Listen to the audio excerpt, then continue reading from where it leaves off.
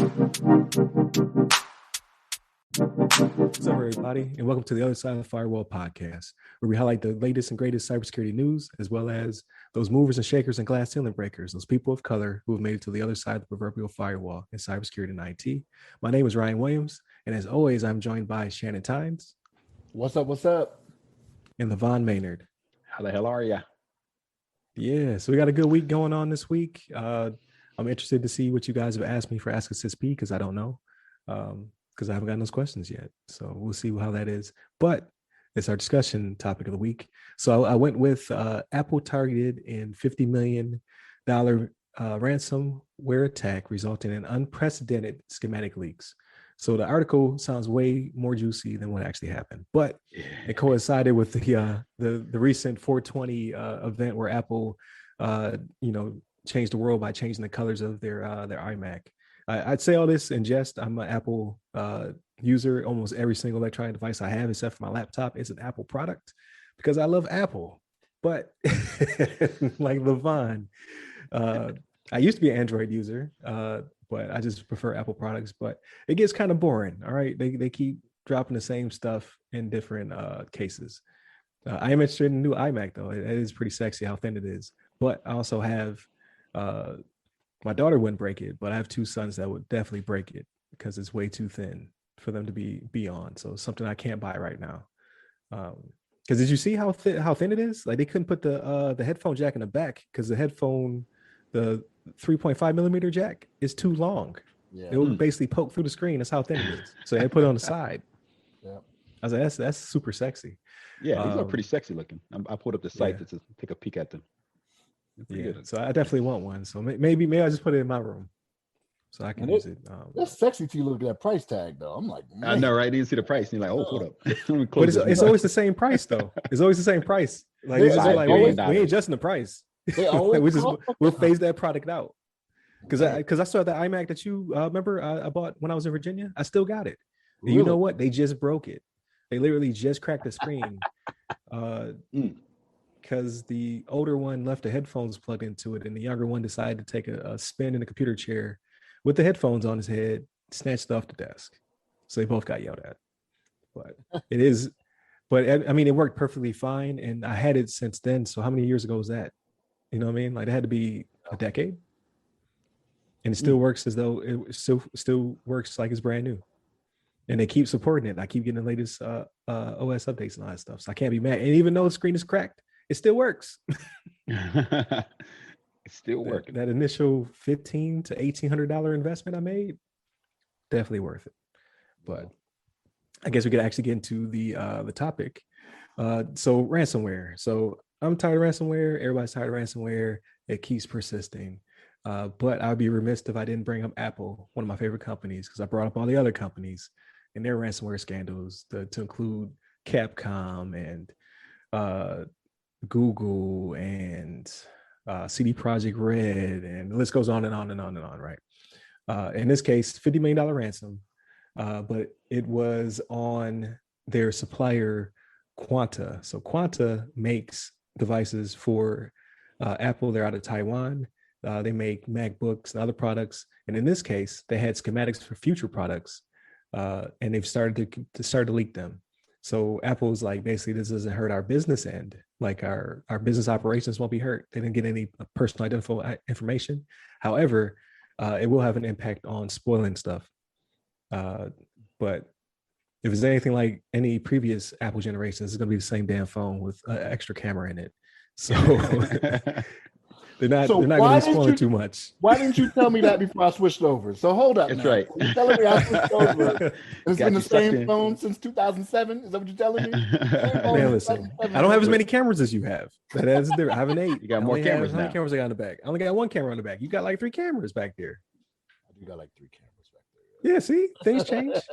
You got more cameras. Got all them pixels. But you only use one of them. Yeah, I only use one at a time. It's like having a car for every day of the week, right? There's only one meal. Right. You drive one, right? Yeah. Right. Right. But this is something like this never, I guess to this extent, it's never been done before. And it's kind of like the Capcom situation where they were able to leak like the next 4 years of Capcom stuff. But in video games, it's a little different. they keep things close to the vest, unlike a movie that they talk about for decades before it comes out. Not really decades, but for several years before it comes out. Video games, they usually talk about them a little bit closer to launch, only because it builds hype and it makes people do pre-orders, and it's kind of how the business works. In this case, I don't know how bad it's going to hurt Apple, because it's kind of the same thing. Apple says, "Hey, here's a new product, and it's available right now, or next week, or whatever." So if you have somebody out there leaking things before they happen, it may hurt the consumer interest. It might take some of the win out of their sales. And we all know Apple's not going to pay this money probably to. They call themselves our evil, but it's spelled funnily, it's spelled humorously. There you go. Like Resident Evil. So it's R, capital E, V, I, L. So rival, yeah, but it looks like Resident Evil. It's a Russian-based hacking group. They're also known by the name of, I think this is going to be Japanese, Sodi no Kibo, no Kibi, Sodi no Kibi, Sodi no Kibi. It's Russian. Sodi no Kibi. Yeah, but I didn't sound Russian to me. Sodi no Kibi. Yeah. Does it sound Russian? What do you say with the accent? In Russia? Like the Olympics? Like I thought that was Asian. What was the Winter Olympics? Was it Sochi or whatever that was? Sochi, I think so. That's in Russia, right? Yeah. I thought it was Japan. Like when I first saw it, I was like, oh, because of the way. Cyrillic is crazy. Yeah, I think it's all about the inflection. Like you got to put a little bit of bass in there or whatever.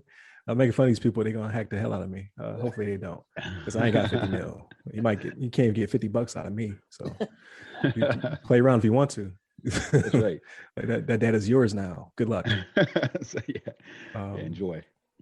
But yeah, so $50 million, or else they're going to leak the schematics. Most unlikely, neither one of these companies are going to pay for it. It may change things in the future. Like maybe there'll be some change and revision, but I think Apple makes these things so far in advance that I don't think they have any need or want to change their schematics for anything. So if they do leak something ahead of time, best believe they'll deny it. Like, oh, that's not what it's going to look like. And then when it launches, this is what it's going to look like. But right. It is what it is at that point.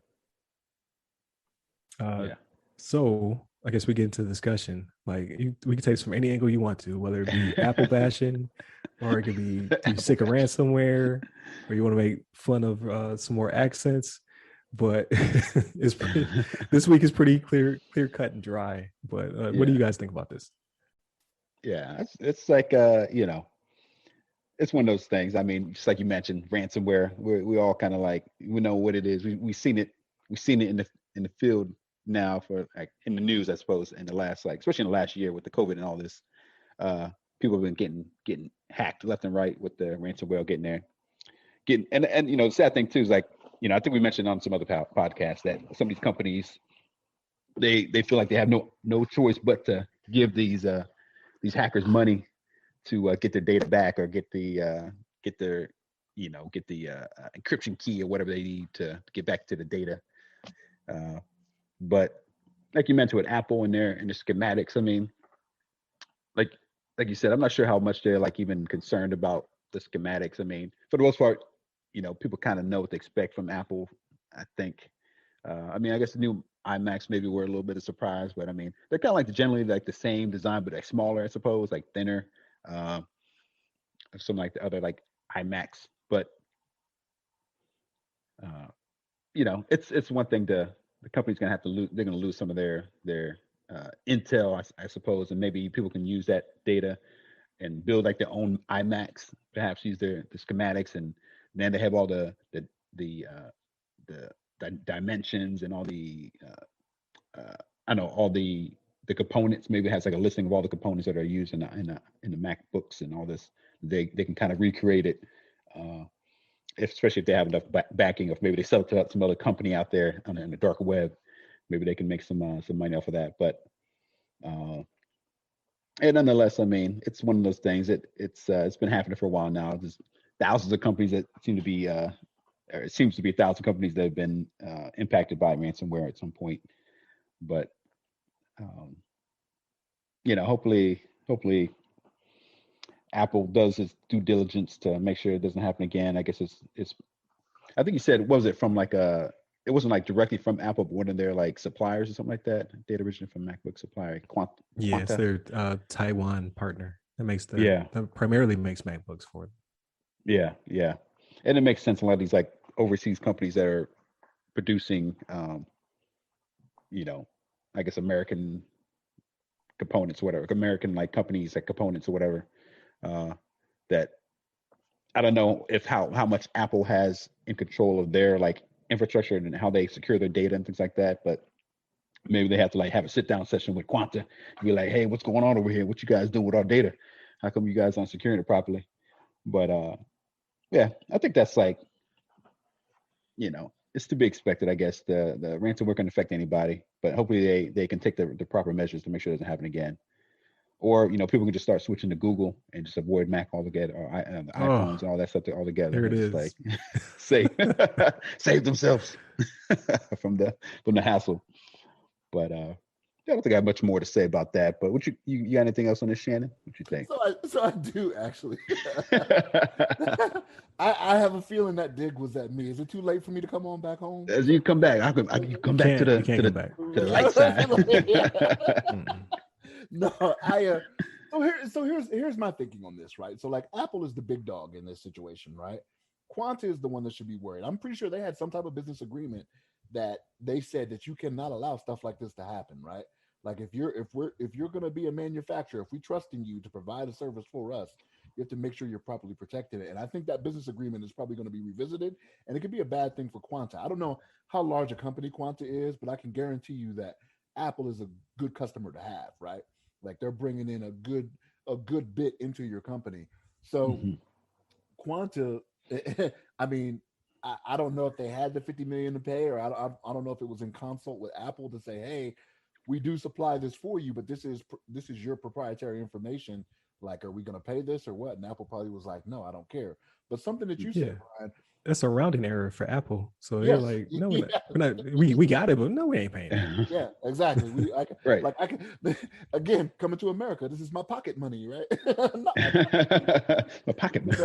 Yeah, but like you said, Brian, though, this is one of those things where Apple, this is their sphere of, this is how they do business, right? Like it's all of a sudden something leaks that they may be coming out with a new product, but you may not know what it is, right? Yeah. So it's like that anticipation of seeing something new. I think the ransomware folks here, they thought, okay, this is how Apple does business, right? And this is what they do. Like they have a conference, at this time every year to show this, that, and the third, and they thought, okay, they're going to pay because we can't let this get out there. Now, Apple, like you said, I think they're going to do what you said. They're going to say, no, that's not the design, and come out and that's the design, right? I don't know if they're going to go back to the lab and try to rework it to be like, all right, let's come up with something different. Or maybe they'll change something, right? They may put like a little button on that side. Yeah, the edges may be more square instead of rounded or something. I don't know, right? For whatever the product may be. But I think Quanta is the one that really has to worry here, because Apple is going to let this slide and just be like, whatever, right? Like we'll get by. Like even because here's the thing, I don't think, as much as people anticipate the products, I think it may just make Apple bring it to them quicker if it does leak, right? They're like, okay, well, I guess we're not going to wait a year for this. We'll bring it out in 6 months or whatever. Because people will see it and be like, that looks nice. I still want that, right? It's not like these ransomware guys went in there and pulled an Ocean's 12 or whatever and said, hey, we went to the factory and interfered with it, or Ocean's 13, whichever one it was. Or they went to the factory down in Mexico. I don't know if you saw this. They had the dice. I didn't see that one. Yeah, it might have been 13. Yeah, it might have been 13. But it's not like they got into the production line and said, hey, we made changes to where these products are not going to work right. They're just saying, hey, here's what it looks like. In which case people will be like, I like the way that looks. I'm still going to buy that. And Apple will be like, okay, we're going to give it to you 6 months earlier. You know what I mean? Than what we originally planned, or whatever it may be. Right. And maybe they can't bring it 6 months earlier, but then they'll still be in the same bag as, as these console companies like Sony and Microsoft right now, where it's like, hey, we're trying to give you these consoles as fast as we can. But, we got some people out there not even using them. So we're trying to get them to you. Yeah, we're trying to get them to you as fast as we can. You know what I mean? So Apple is not Apple is not hurting this because again, the $50 million is a wash, right? And people are still going to want the product if it looks good, right? Like if your engineers did what you're paying them to do, people are still going to go in there and they're going to grab it. They're going to go out and buy it. So yeah, that's kind of my views on that. Yeah, I agree with both of you. So what's up for that? The Apple hate, I don't agree with that. Get out of here with that. But yeah, I can see it being annoying. It will be annoying, but it won't stop the hype train from going.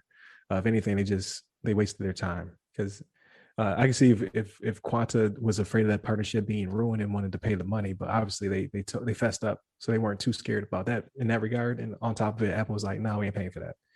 Mm-hmm. Like, it's not something we're willing to. Because at the end of the day, if you do give people money, they can still leak the stuff. So right. Like, it's not. There's no guarantee. Right. It's not like in the movies where they tell you it's their only copy and people trust them. It's my only copy. Yeah. You know what I mean? You're like, oh, nah, I don't believe that. Yeah, because that would be like the WannaCry, like where they locked systems down in the UK, and then no, I'm sorry, it wasn't like they actually did give them the keys to unlock it when they paid ransoms.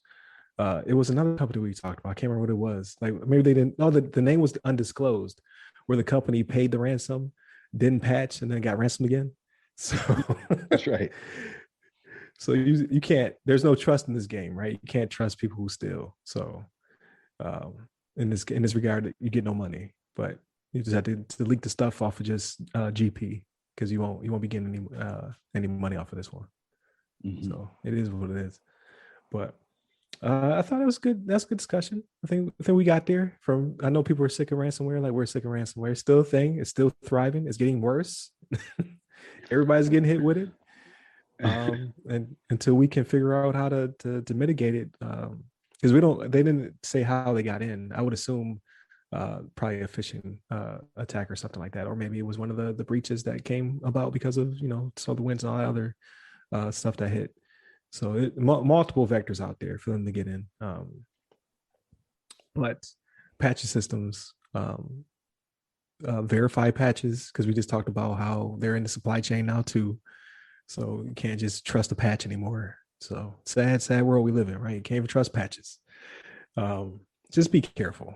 No matter what you do, like you have to be active. You have to be proactive in this environment. Like we can't just sit on our laurels anymore. So with that being said, thank you, Shannon. Thank you, LeVon. It's great conversation. Remember, you can hit us up at theothersideofthefirewall.com. That's www.theothersideofthefirewall.com. Somewhere in this video, there'll be a drop down. It'll show you different links and things that you can hit us up at. It's going to look real early 2000-ish because I'm a horrible editor, but you get what you pay for. Ain't nobody paying me. So you can hit us up on the website. It'll get you to all of our socials. Ask Us SP is this week. Ask us some questions so I can put it on the show and get you the answers you seek. As well as you can hit me up personally. You can hit me up on LinkedIn, Clubhouse, Twitter, IG, and TikTok at RY Security Guy. That's RY Security Guy. And LeVon? You hit me up on the Twitters at LeVon Maynard. There it is. So y'all take care this week. And tune in. Next episode is the rundown where we talk about all the stuff that necessarily isn't cybersecurity, but it's about movies and video games and study habits that we may or may not have this week. We'll get into that. So everything else on Friday. So would that be easy? Take care.